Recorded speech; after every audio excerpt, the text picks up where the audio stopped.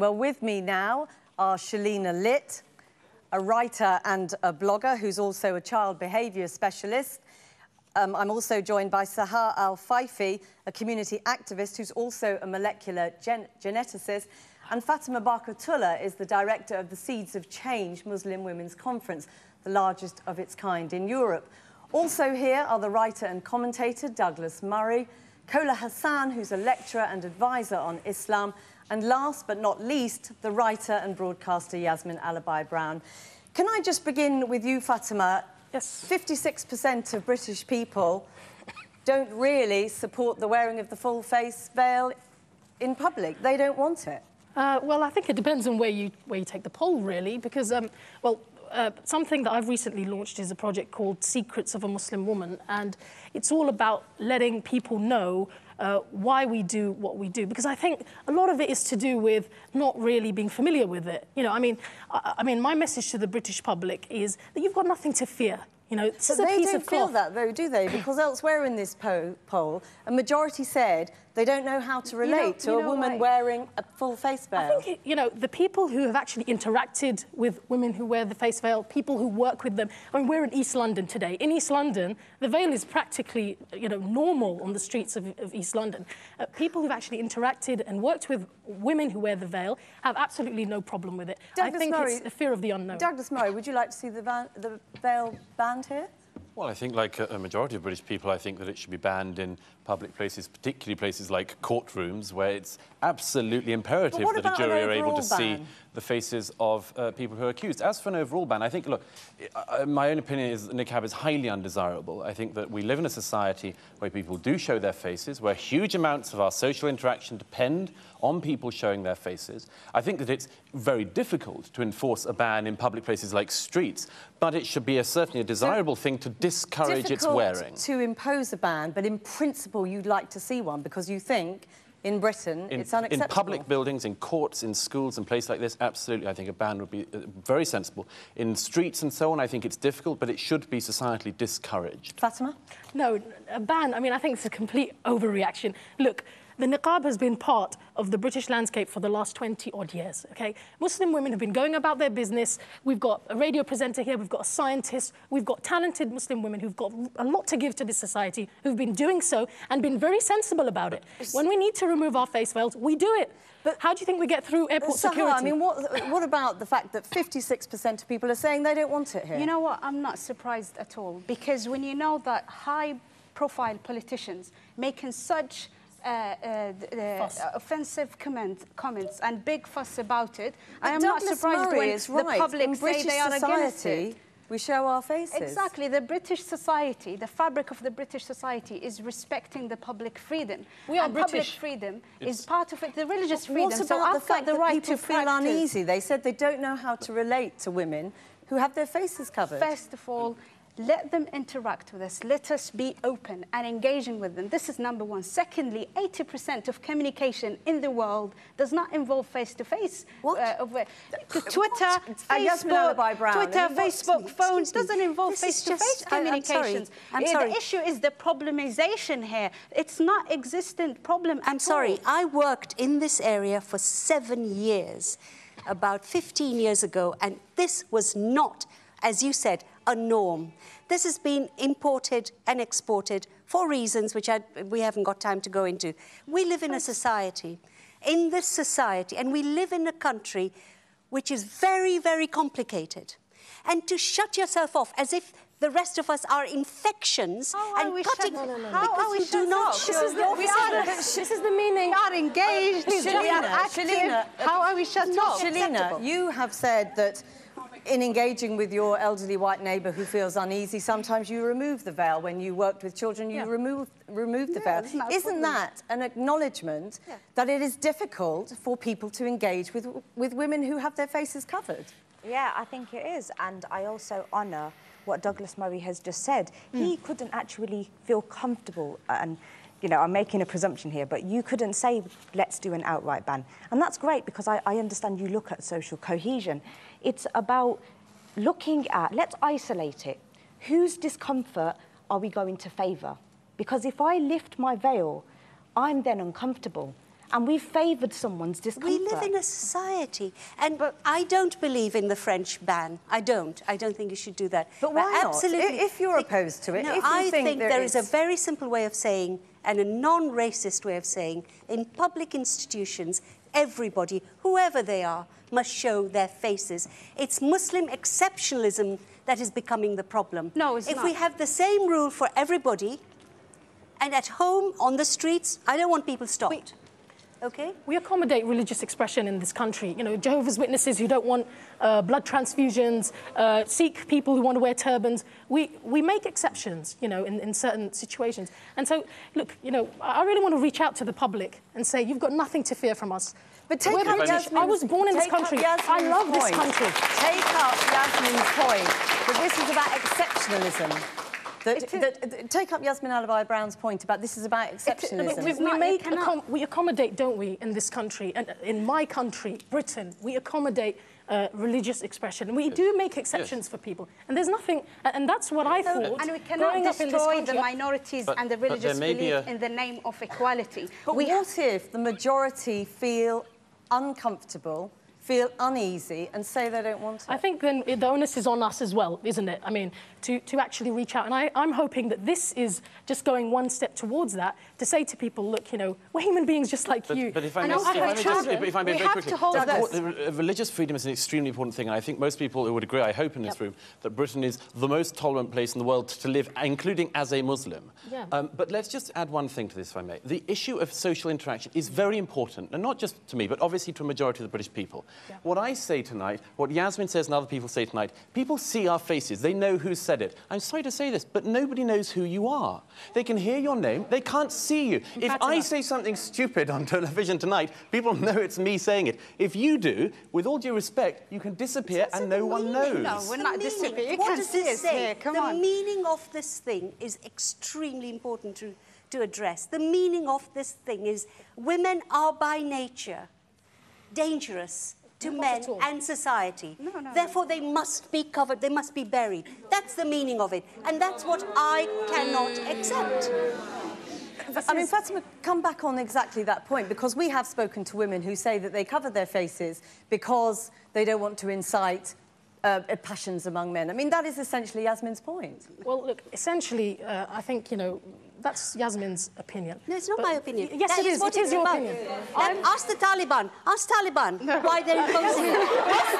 Taliban here. Yasmin, you know, I'm really sorry. Maybe you haven't really met women in Niqab. I would like to invite you out to my house. You know, you can see my face. We can sit together. We can have a laugh. Yes, but and then I think it will change your opinion. Couldn't come to your house and see your face, though, could he?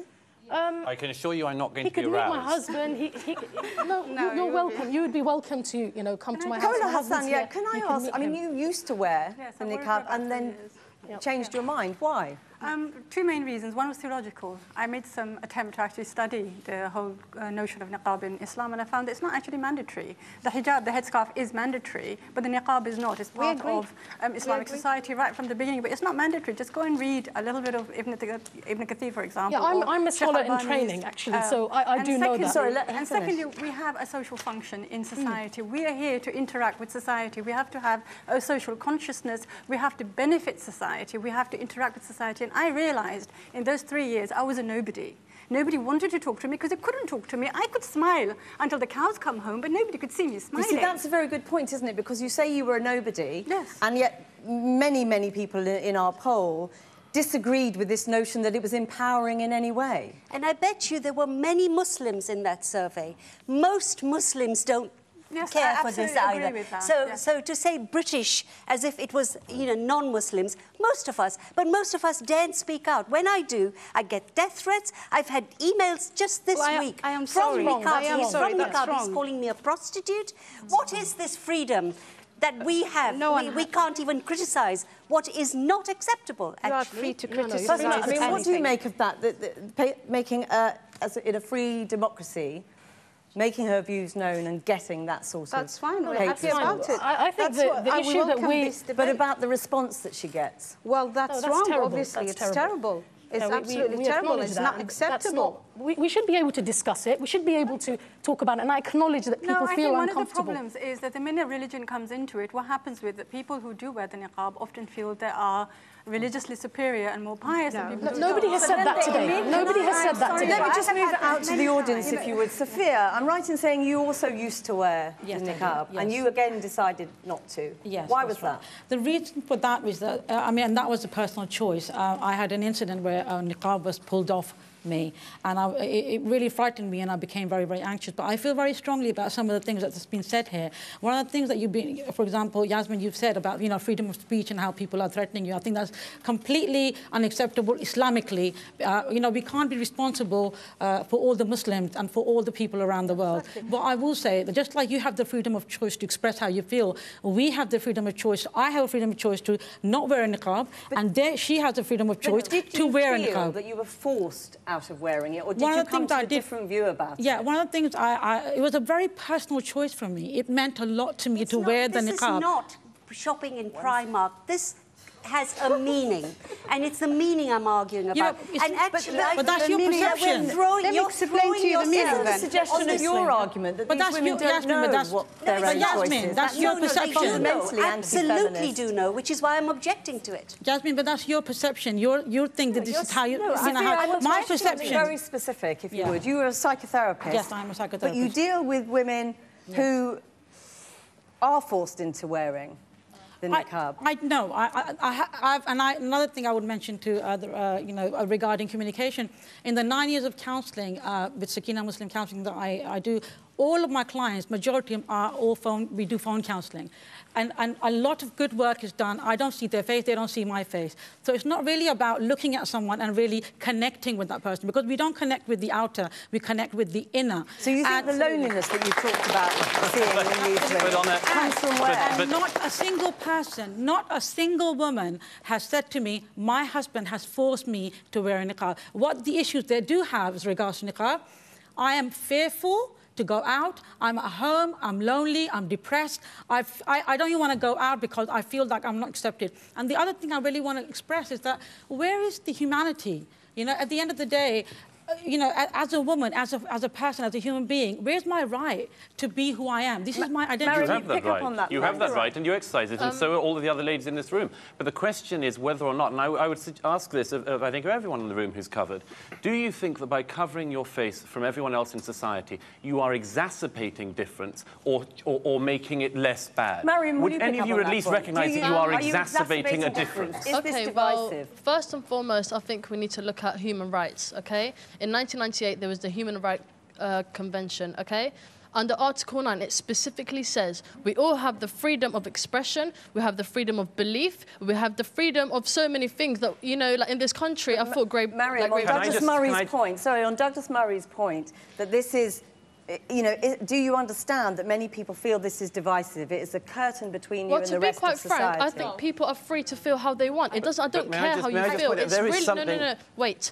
Really and truly, it's about my human rights. My human right, I am allowed to cover. You don't have to just agree. Very briefly on the point that many people in the survey said that they feel unease, they feel uncomfortable, they feel anxious. Well, to be quite frank, I feel like that towards emos, but that's all right. Can I just point out, there is something fundamentally ludicrous about somebody dressed as you are talking the language of modern human rights. Absolutely.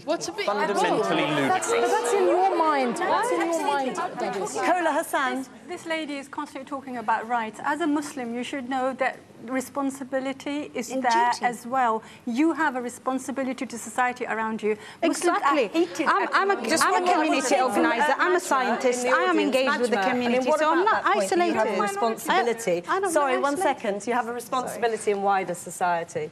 Well, obviously speaking, as a Muslim woman right now, you know, all this talk about there being a fear of us. Well, fear stems from ignorance. For them to be fearful, they need to understand us, and we need to understand them. Obviously, as British citizens, we do understand them. We were raised in British schools. We were some of us go to university here, we work here. We understand the British culture, but do you really understand the Islamic culture? Pardon me, that's not the role. You can't possibly understand the British culture because there's been hundreds of years.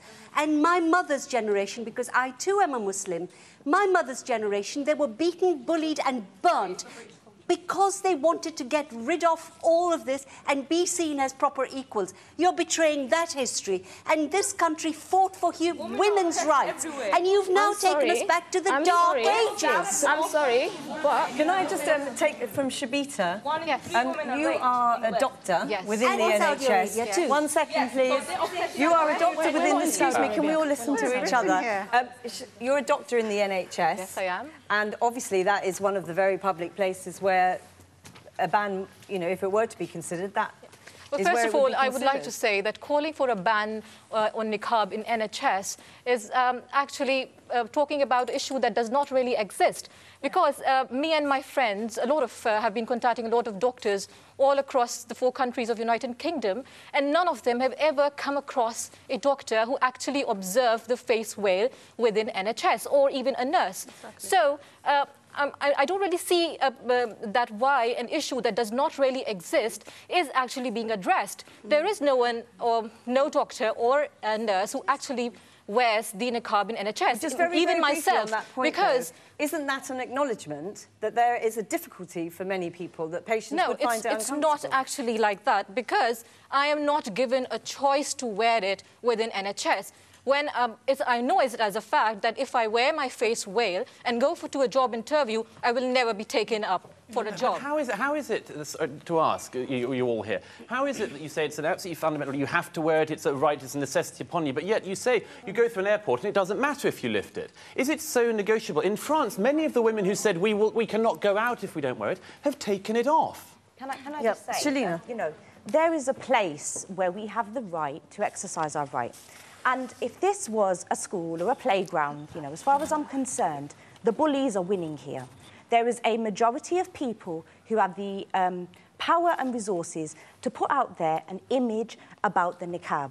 I teach in schools, and I said to a young bunch of children, I said to them, if somebody came into your school, a boy, and he had nail varnish on, and he had high heels on, you know, and you seen him getting bullied, would you defend his right to be the way he was? Or would you ask him to change the way that he's dressed? Now, this is what I'm saying is, I said that I respected the fact that in context, you said in a courtroom, in the classroom, or in public settings where there are people who have got mixed opinions, that we should have policies and procedures that control these things. But being in Britain, I'm proud to be British. Just very briefly, can I ask you, Sahar, many of the women who came forward to talk to us today are very young.